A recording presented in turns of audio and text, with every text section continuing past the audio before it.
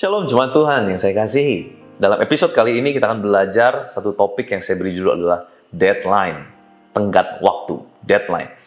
Bilangan pasal 14 ayat 22-23.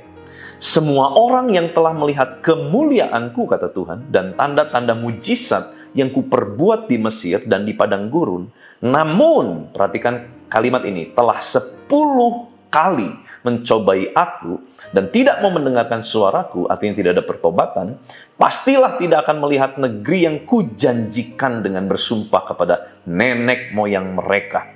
Semua yang menista aku ini tidak akan melihatnya. Saudara menemukan satu kata kunci di sana, yaitu 10 kali. Itu adalah deadline yang Tuhan berikan. Tuhan punya deadline. Tuhan panjang sabar dan penuh dengan kasih setia. Tetapi ada satu titik, kalau kita menjadi manusia yang tidak mau bertobat, sekalipun sudah ditegur berkali-kali, maka deadline-nya akan habis. Akan datang waktu deadline itu. Saudara, 10 kali adalah deadline yang Tuhan berikan buat orang-orang Israel. Mungkin buat setiap kita, semua berbeda-beda. Tuhan punya deadline-nya masing-masing. Tuhan memberikan kesempatan demi kesempatan dengan limpahnya. Tetapi ada satu titik, kalau kita tetap berujung kepada mengeraskan hati dan tidak mau bertobat, deadline-nya tiba, selesai. Tidak ada lagi pertolongan. Ini yang bahaya, saudara. Hati-hati. Maka dari itu orang yang masuk dalam kategori orang yang mendukakan Roh Kudus, ya, orang menghujat Roh Kudus bahkan, itulah orang yang mungkin sudah ditegur berkali-kali, mungkin ratusan kali terus Tuhan ingatkan. Roh Kudus terus mengingatkan, jangan, ayo perbaiki, ayo lakukan yang benar. Dia bilang, apa itu, udah nggak usah. Terus melakukan yang jahat. Terus melakukan yang tidak baik. Terus melakukan sesuatu yang buruk. Terus berbuat dosa. Nah, disitulah satu titik deadline-nya akan habis. Dan saat itu tidak lagi ada pertolongan. Hati-hati, saudara. Saudara, jangan kita tunda kalau sampai kita dengar firman Tuhan hari ini. Mungkin ini adalah panggilan terakhir, final call untuk setiap kita. Mungkin ini panggilan Tuhan yang terakhir untuk kita ambil sikap hati, Tuhan, aku mau bertobat. Aku mau berhenti dari semua kejahatan yang aku lakukan.